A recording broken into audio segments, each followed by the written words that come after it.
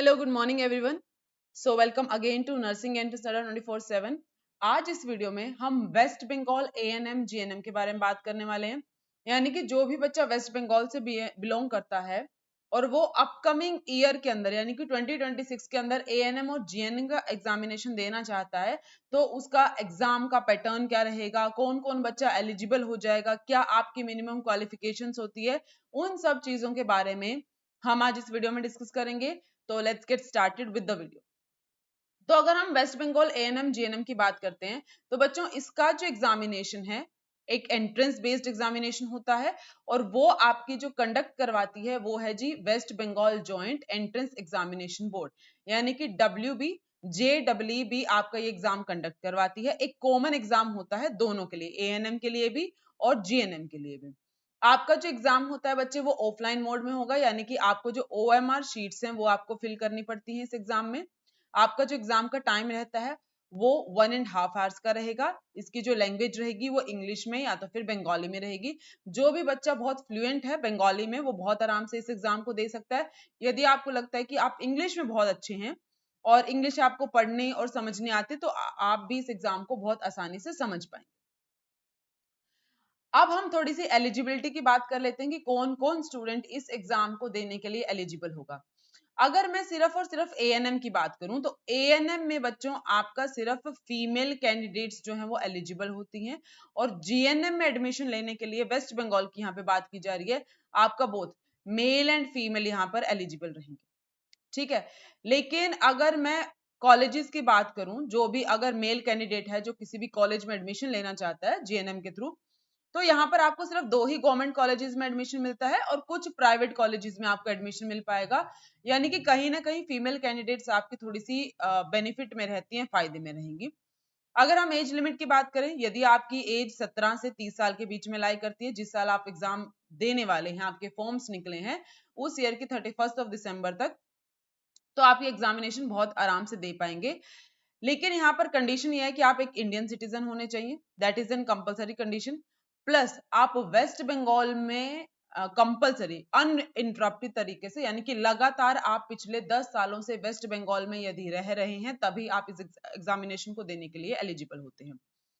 The next one is कि जो candidate है, जो एप्लीकेंट है, वो बंगाली में कम्युनिकेट कर पाए, बंगाली में कम्युनिकेट कर पाए, रीड कर पाए, राइट कर पाए और साथ में नेपाली, या तो फिर बंगाली में या तो फिर नेपाली में आप लिख पा रहे हैं, आप अच्छे से बोल पा रहे हैं या तो फिर समझ पा रहे हैं, पढ़ पा रहे हैं, तो आप लोग जो है इस एग्जाम को देने के लिए एलिजिबल हो जाएंगे। आगे देखिए, अगर हम बात करें कि आपकी एजुकेशन रिक्वायरमेंट क्या क्या है। अगर हम एलिजिबिलिटी की बात करें, अगर आपने 12th पास किया और ओवरऑल एग्रीगेट आपका जो है 40% बन रहा है तो आप इस एग्जाम को दे सकते हैं। अलग से आपको इंग्लिश में भी भाई 40% स्कोर करना पड़ेगा, क्योंकि यहाँ पर इंग्लिश में 40% अलग से स्कोर करना आपके 12th एग्जामिनेशन में इन्होंने कंपलसरी क्राइटेरिया रखा है।